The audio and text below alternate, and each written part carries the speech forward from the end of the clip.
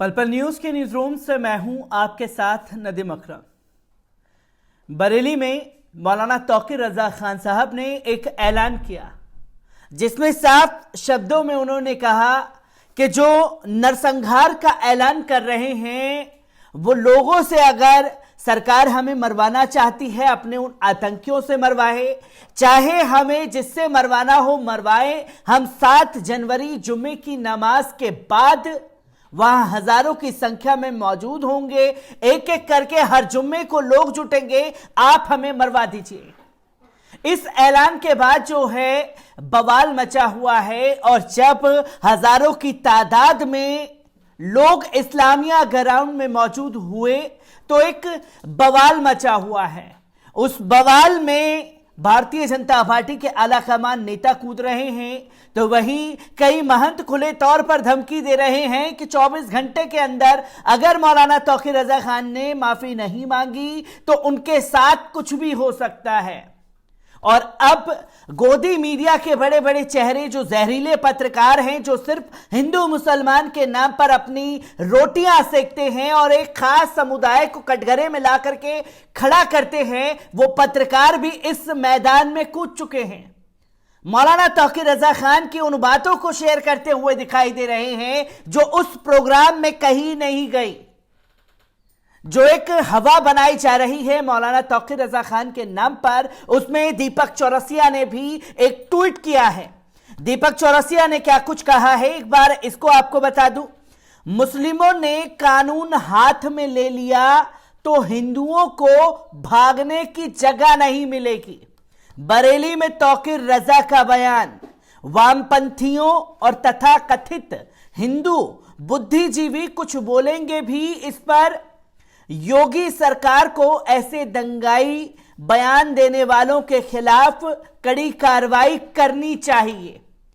बेवड़े पत्रकार दीपक चौरसिया ने आकर के एक ट्वीट किया और ये वही दीपक चौरसिया है जो विपिन रावत जी का नाम सही शब्दों में नहीं ले पा रहा था।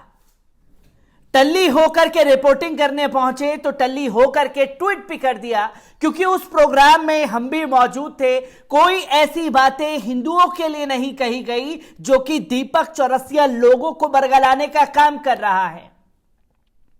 साफ शब्दों में लिखा जा रहा है हिंदुओं को भागने की जगह नहीं मिलेगी।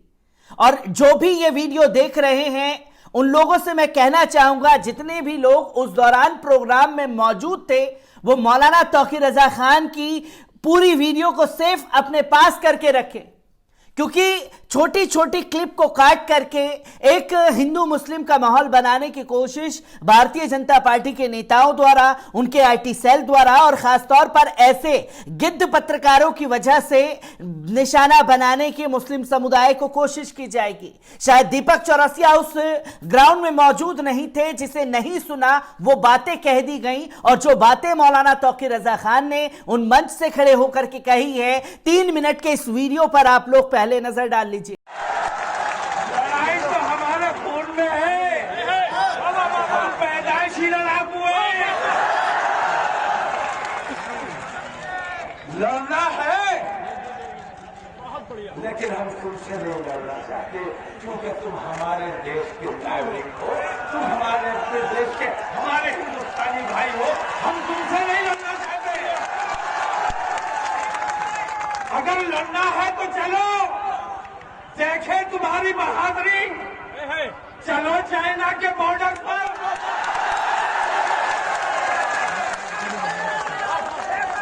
तुम्हारी आज मैं सर पे कफन बांध के आया हूं और मेरा ये सारा मजमा ये लड़ने नहीं आया है, हम बल प्रदर्शन करने नहीं आए हैं, हम अपनी ताकत दिखाने नहीं आए हैं, बल्कि अपने देश के लिए, देश की एकता के लिए, देश की अखंडता के लिए हम अपनी जान कुर्बान करने के लिए आए हैं। वाकई अगर हमारे खून से तुम्हारी जान घुसती है तो हम अपना खून देने के लिए तैयार हैं। अब फैसला तुमने करना है कि जो लड़ने के लिए तैयार है अपने देश पर, अपने देश की एकता के लिए, अपने देश के भाईचारे के लिए, अपने देश के अमन और अमान के लिए वो बुरा है या वो बेईमान जो महिलाओं का सम्मान नहीं करते, लोगों को कत्ल करने की बात करते हैं और खुद को कहते हैं देश प्रेमी। मैं पूछता हूं, क्या वो देश प्रेमी हो सकता है जो अपने ही देशवासियों के 20 लाख लोगों का कत्ल करने की बात करे? नहीं।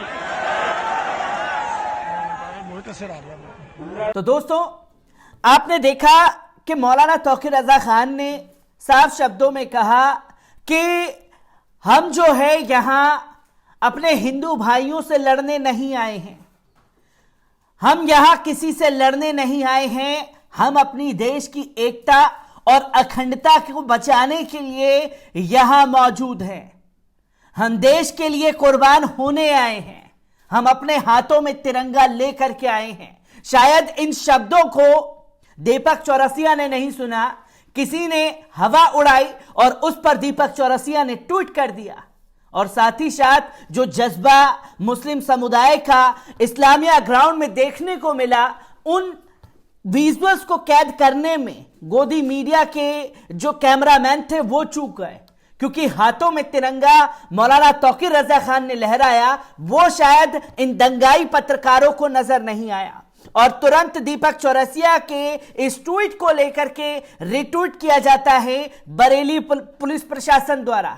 बरेली पुलिस कहती है कि आईएमसी के द्वारा मैदान में आयोजन किया गया था, जिसमें नियम अनुसार जांच कराई जा रही है, जहां मौलाना के बयान को टुकड़ी टुकड़ी में काट करके भारतीय जनता पार्टी का आईटी सेल बदनाम करने की और मुसलमानों को निशाना बनाने की कोशिश कर रहा है। तो तुरंत एक दंगाई पत्रकार के ट्वीट पर रिट्वीट तो बरेली पुलिस ने कर दिया। क्या बरेली पुलिस ये बताने की हिम्मत जुटाएगी कि अभी तक जिन लोगों ने मुसलमानों के नरसंहार का ऐलान किया गया था, उन लोगों के ऊपर क्या कार्रवाई की गई है आपके प्रशासन द्वारा?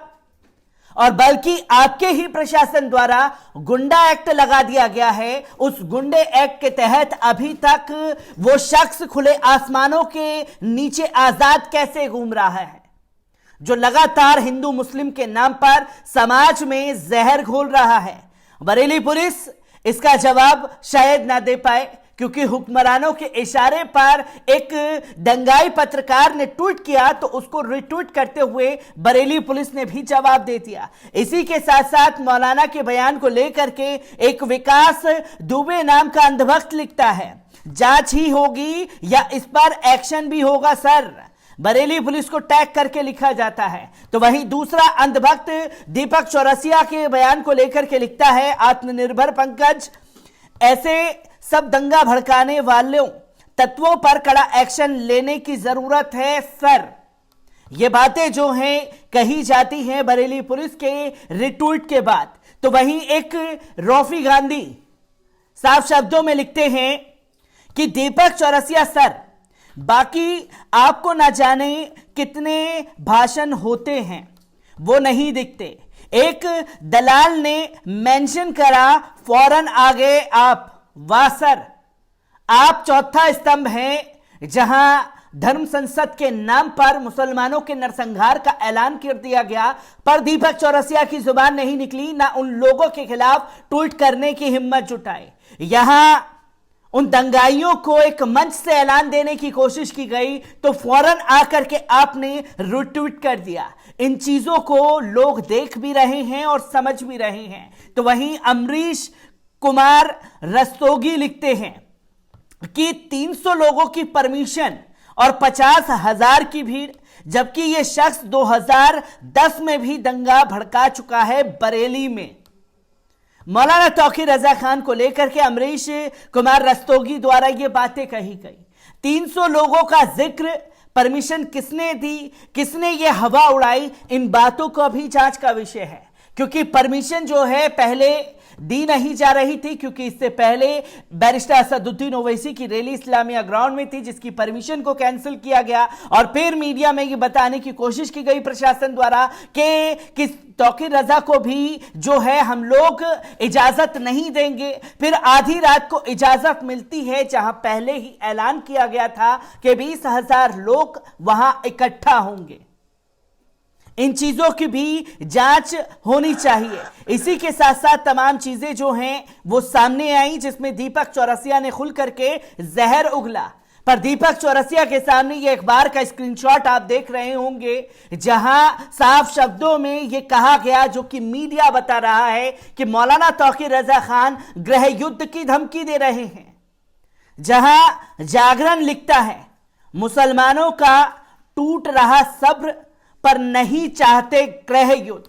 शायद इस हेडलाइन को गौर करने की जरूरत है दीपक चौरसिया जैसे पत्रकार को, जो कि एक दाढ़ी टोपी देखी और मुसलमान सड़कों पर उतरे नफरत के खिलाफ, तो मुसलमानों को ही दंगाई बता करके तमाम आरोप लगा करके एक ट्वीट कर दिया जाता है मुसलमानों को बदनाम करने के लिए। आखिरकार ये गोदी मीडिया का खेल यूं ही जारी रहेगा। और मैंने जो आप लोगों से अपील की है कि पूरे स्पीच की हर एक बाइट को हर एक लोग अपने फोन में संभाल करके रखें, क्योंकि छोटे छोटे भाषणों को तोड़ करके अलग तरीके से पेश करने की कोशिश शुरू हो चुकी है कुछ गिद्ध लोगों द्वारा, जो देश की एकता और अखंडता को नुकसान पहुंचाना चाहते हैं। मैं ऐसी ही खबरों से आपको रूबरू कराता रहूंगा। दीजिए इजाजत, शुक्रिया।